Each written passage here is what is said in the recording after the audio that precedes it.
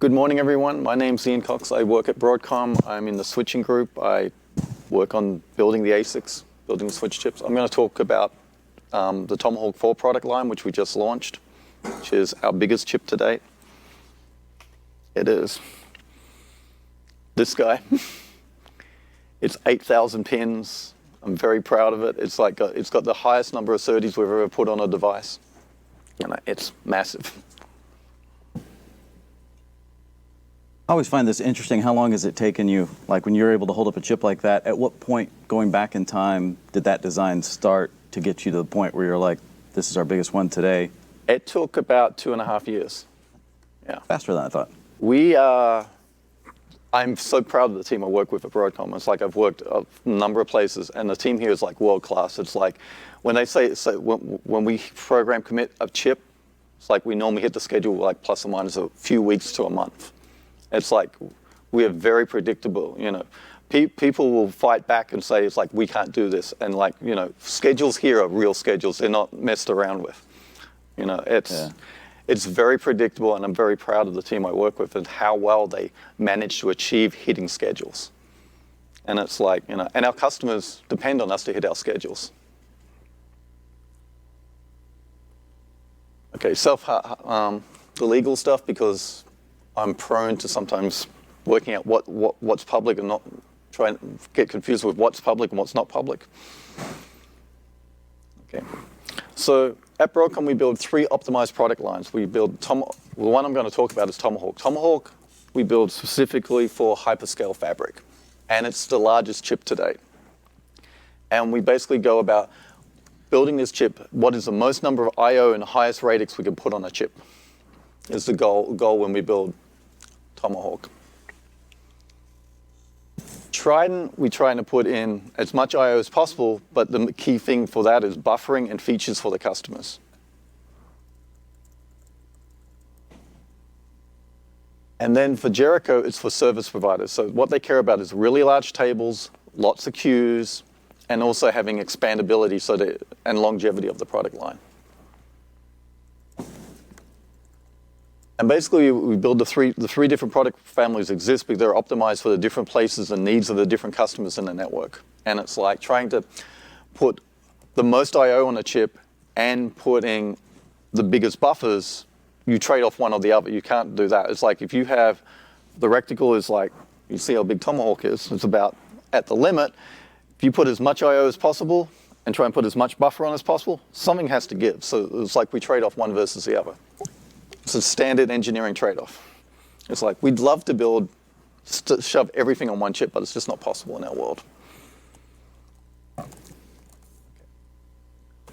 We introduced Trident in 2010. It was really the first merchant silicon product for the data center, and it really launched merchant silicon in the data center. And it was 64 ports of 10 gig. Then a couple of years later, we did Trident 2, which is 32 ports of 10 gig. And then we went to Tomahawk. Tomahawk is a very interesting line. It was when we started diverging. What we started doing a couple of years after we did Trident 2, the hyperscale server people, data center people came to us and said, hey, we don't need certain enterprises features and we don't want to pay for them. And by the way, we don't think 4 by 10 gig, 40 gig is the right option. We want to do 25 gig to the server.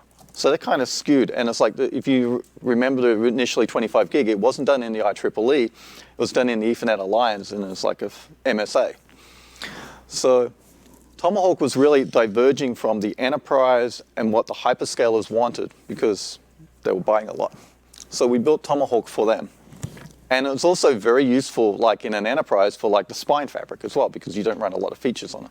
So Tomahawk it's been an exercise in adding the features they need and also sometimes taking out the features they don't want. To balance it, it's like to trade off the balance. So Tomahawk has been like the most number of I/O we can put on the chip at that point in time we feel comfortable building. So we built Tomahawk, the first one, which is 32 by 100. Tomahawk 2, 64 by 100. Tomahawk 3 was 128 by 100. And the latest baby is Tomahawk 4, 256 by 400, or 64 by 400 gig. So there's a 40x scaling in a 10-year time frame, which is, if you've been you guys are in the CPU world, CPUs are still sitting 3-4 gigahertz from 2010 to now. The thing that's just changed on the CPUs is there's just a lot more cores. Now we're at like 64 cores and 2 threads per core and stuff like that. But networking with 40x times the bandwidth. So it's been it's very fast how fast we're moving everything. And Tomahawk 4 is our biggest chip to date. It's in the 7 nanometer process node, our most advanced production node today, and it has 31 billion transistors. It's a really big chip. And what's really impressive is it's a little bit over 8,000 pins on the back. So it's 50 gig PAM4 SerDes on it.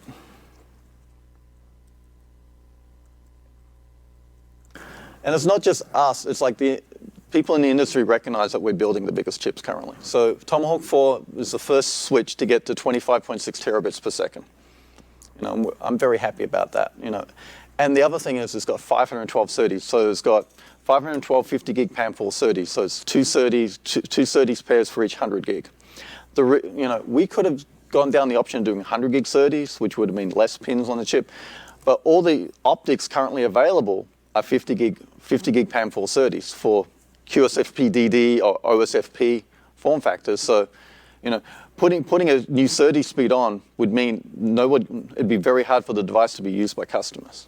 So that's also a trade-off we make. It's like, you can't be too far ahead of the curve because otherwise there's nothing to plug into it. So this baby is that.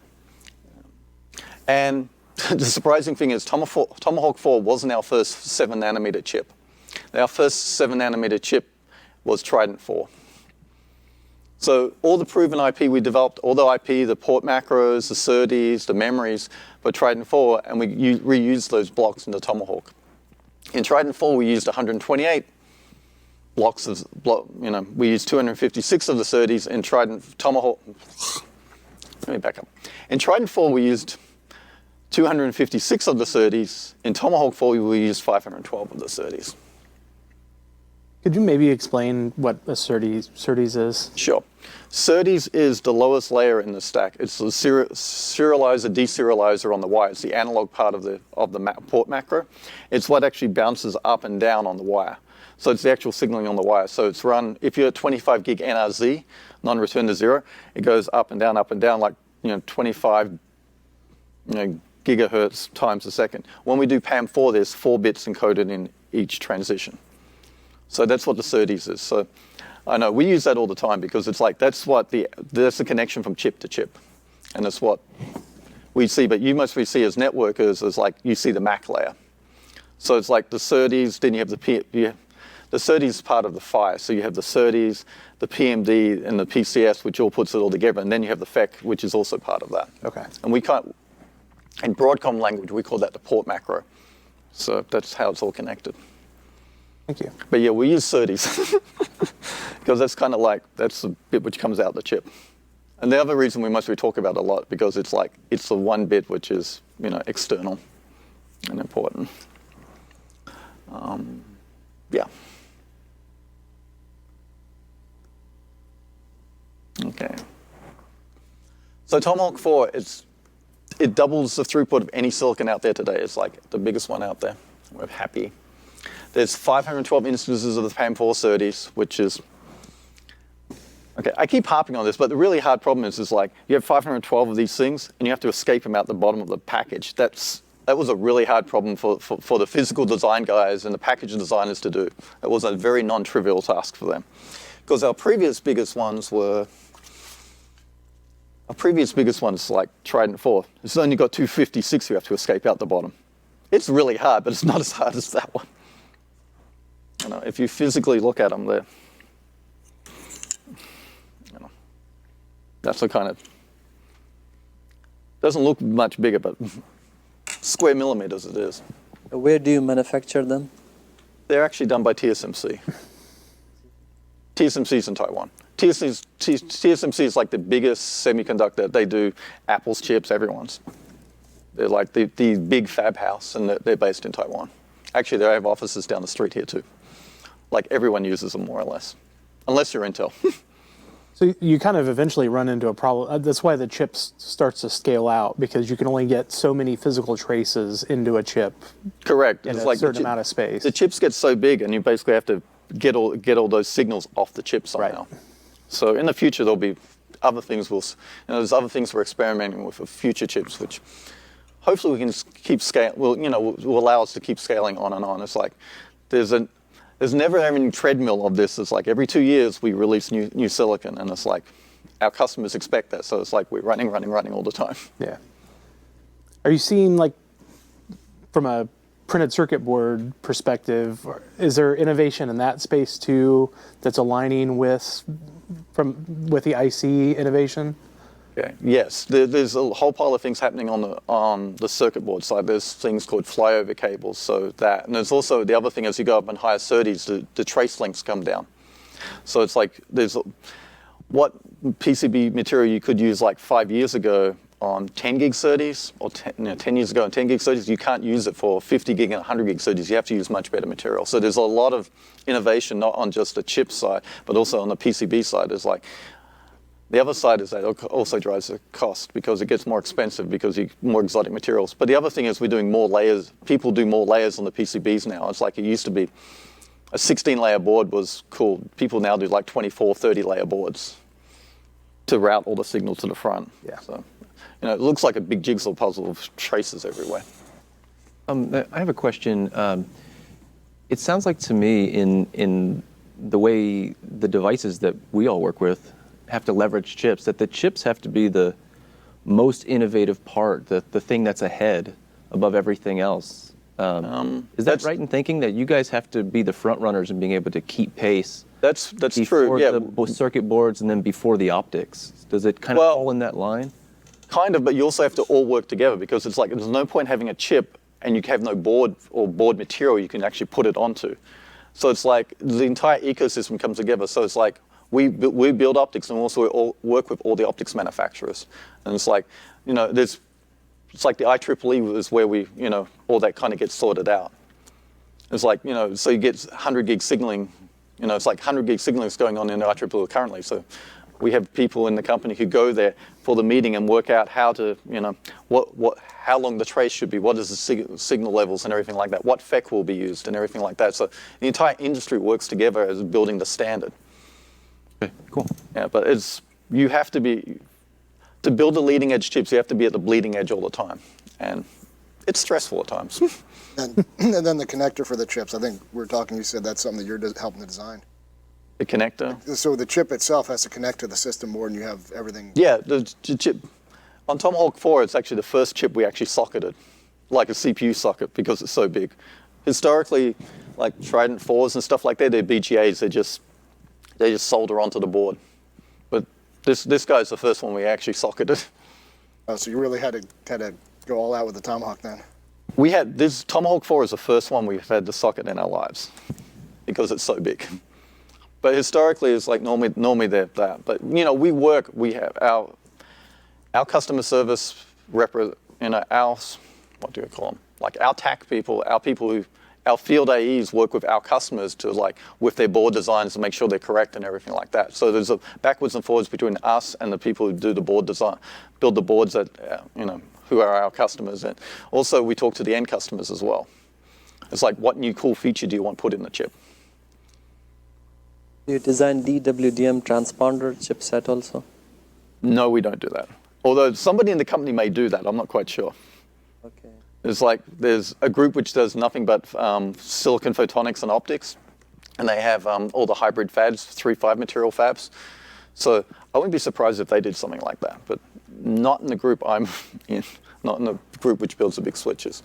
But we plug into all that stuff. It's like, that's why it's important to do things like in the IEEE. It's like you have a 100 gig interface or 400 gig interface, and it's like, okay, all the standards defined, and that's how you can plug cleanly into, like a DWDM transponder, because, they support the same signaling and everything. So the other thing on Tomahawk 4, we optimize the feature set for the cloud people, and for for a spine application, and we tune the packet processing and the MMU, the buffer sizing. The one thing customers have been very, we've worked with them for the past several years is that they all want advanced instrumentation. Historically, the chips were kind of like a black box. Packets go in, they go out, and no one knew what happened. People want to know exactly what's happening inside the chip. So we've done a lot of work, and I'll cover that a little bit later in this presentation about how we're implementing like best-in-class instrumentation telemetry inside the chip. And the other thing is, this is there are a couple of approaches which are becoming popular. It's like doing chiplets, like little bits of the chip, and you put them all on the same substrate. We decided to do Tomahawk 4 as a monolithic die, so it's all on one piece.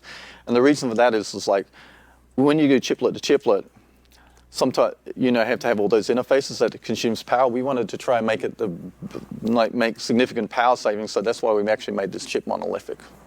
Because we could still build a chip this big and make it monolithic. Some point in the future that may not be true, but at this point in time we can still do that. Normally with the service provider, reliability is very important. So for those switches, basically, they will have two of them in one box, or? Depends. That really becomes a network design decision. In the network design, if you want the reliability, you must really have two independent devices running, in parallel rather than putting two on one PCB. Yeah, in the data center, yes, everything is basically distributed, but not in service provider. Sometimes, for example, backhaul, mobile backhaul. Yeah. You will have a single box that is carrying multiple sites. Yeah. So if you're doing that, you might have two devices, and you route half the connections to one or the other and do like Y cables and stuff like that. Normally it is single box. Yeah. So you need a reliability inside the box itself.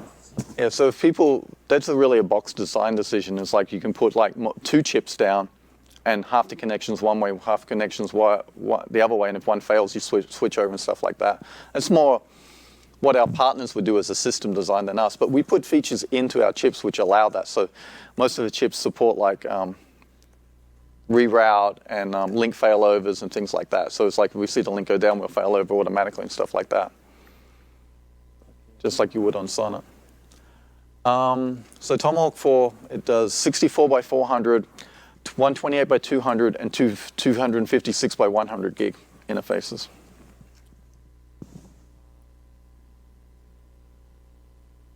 So Tomahawk 4 high-level architecture.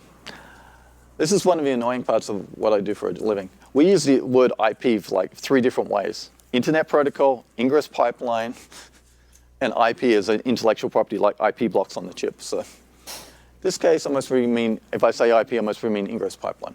So we have the SerDes blocks surrounding it. It's like we have multiple parallel packet processing pipelines. The pipeline's normally split into the ingress and the egress part. So the packet comes in on the SERD, in on the port macro, goes through the ingress pipeline where we do all the lookups for it. It's like we do the fib lookup, the L2 lookup, the VLAN lookups. We'll work out all the ACLs, we'll work out what port it's going to go out on, and then we queue it into the shared buffer. Or if the egress port is free, we'll cut through the egress port. And the egress pipeline, basically what it does is rewrites the packet. So, we will basically, from the ingress pipeline, we'll work out what port it's going out on, what tunnel and everything we put on it. And when it hits the egress pipeline, we'll do things like, it's being layer 3 routed, so we'll decrement the TTL and change the MAC addresses on it so it goes to the right router. So that's what the egress pipeline bit does. We are no different than the CPU people. They've been adding CPU cores. We add parallel pipelines to get more performance on our chips. Because it's like, we also can't run logic at, very high gigahertz frequencies. We'd like to. One of the key features we created in our chips is the high performance shared memory buffer, so we can share the buffer between all the ports. Otherwise, if you do it per port or something like that, you strand the buffer. So we can share the buffer, so one port, if it's not using it, if one port needs to assume a lot of burst, it can, and the other ports can take less. We have comprehensive instrumentation throughout the chip. We have instrumentation in the SerDes. We have instrumentation in the ingress and egress pipeline. We have had instrumentation into the buffering, so you can see what's going on. And on Tomahawk 4, we added more ARM processors for streaming telemetry. So we can stream telemetry off the chip from the ARM processors, which are embedded into the actual chip, not from like the CPU controlling it.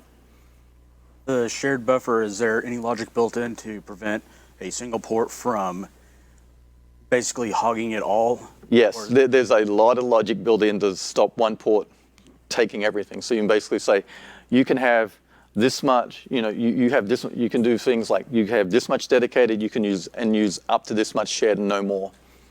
So it's like there's thresholds, so you can say it's like, and if multiple ports are all needing the buffer at once, there's a threshold also, so it can use they'll use proportionally the amount of buffering. There's a lot of parameters in the buffering to like stop one port taking everything, or one queue taking all the buffer resources. And it's very configurable, so you can configure it any way you feel like. You can configure like fixed allocations per port, or you can configure a fixed allocation and you can use so much of the shared pool per port. So there's a lot of ways you can play with the buffer. I think that's my next slide. Yay! So Tomahawk 4, we have large on-chip shared buffers. So that maximizes the buffer per congestion for a congested port. But you also set the limit so it doesn't suck everything up, because no one wants one port hogging everything, because that causes big problems. We have dynamic buffer allocation. So the real-time adaptation, it mixes the mix of high-low traffic.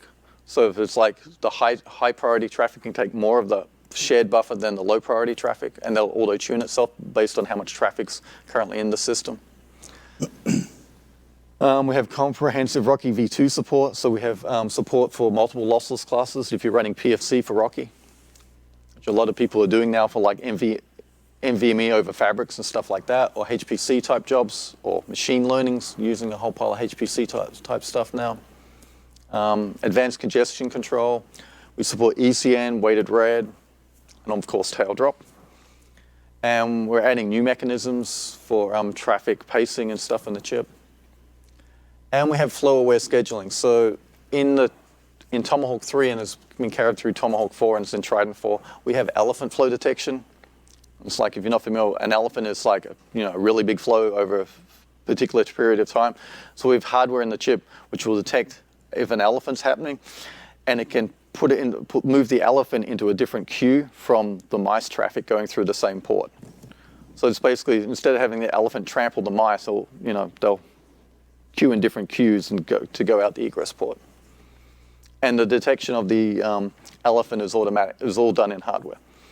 So it's basically we're always looking at the traffic, and we see the elephant. It's like, okay, you can by configuration say put it in a different queue. So it uses a different value.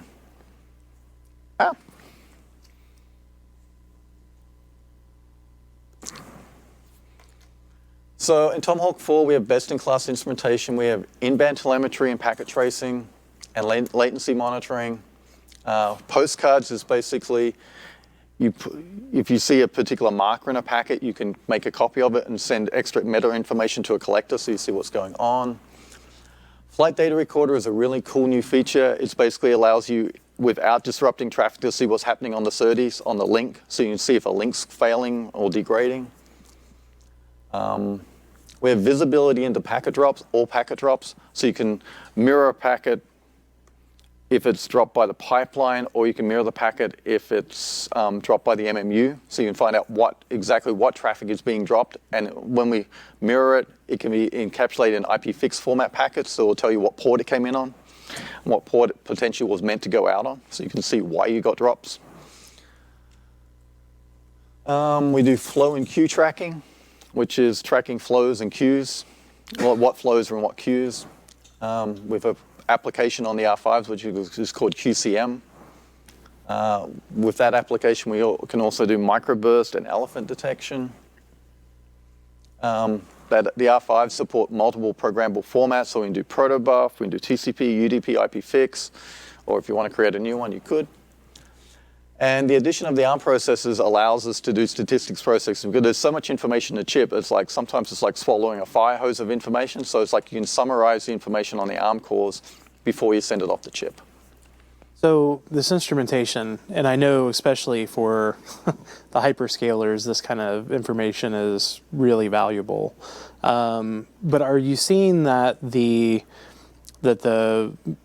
merchant, your partners who are making hardware and making software are looking to kind of expose this information, to the network operator? Yes. The answer is yeah, slowly. Not as fast as some of us would like, but slowly we're seeing them like expose it. And there's also, we have an application called Broadcom which can see the stuff going on. But yeah, slowly the new features of the new chips are being exposed. Because normally they seem to first ship with none of the new cool stuff turned on. Yeah, I just, sometimes, because certainly things like this, if, obviously your relationship between the customer and the hardware provider, there's not necessarily a direct relationship, but, if there's a way to get ahead of this so that as an operator I can get this information faster, certainly that would be... We would like it faster too. Okay. But sometimes it's fast, sometimes it's not. It's like that. I've got a quick question about that.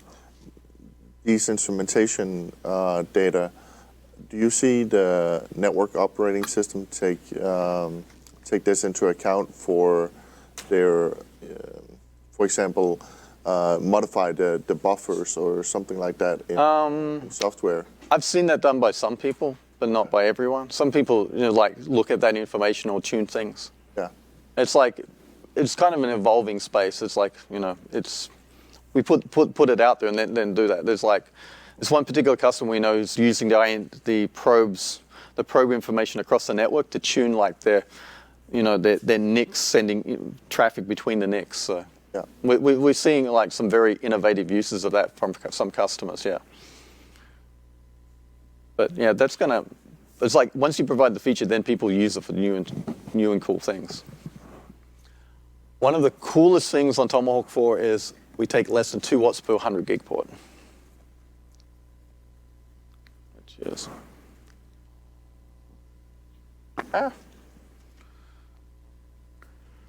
No. Okay. And to reiterate, it's important because it's like if you have to use 12.8 terabit chips, which are a chip which is 4 watts per port, it would take 12 watts to build a 25.6T switch versus doing it with 2 watts per port.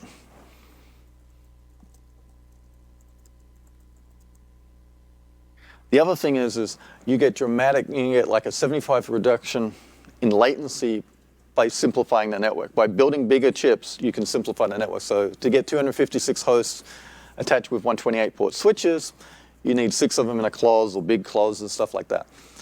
With Tomahawk 4, we can flatten the latency. It's like you just plug everything into one switch. And it's like, okay, I don't have to go multiple switch hops that. And dramatically simplifies cost, complexity, and also the latency because you're not going through 3 switches, you're going through 1.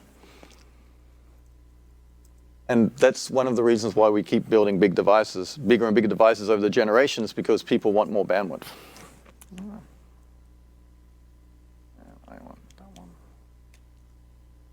So in summary, Tomahawk 4 is the world's first 25.6 terabit silicon. And it's no kidding, it's less than 2 watts per 100 gig port, which we're very happy about. We optimize it for the hyperscale customers, but you could also use it as an enterprise spine if you had to. It's a switch. It does routing. It does V4, V6. Has the industry's leading shared buffer. And one of the things is like the most important thing to our customers and most of it to you ultimately is predictable execution. It's like being on the cadence and delivering chips on time, on schedule all the time. Okay. Any questions? Do you have Broadcom branded switches also? No.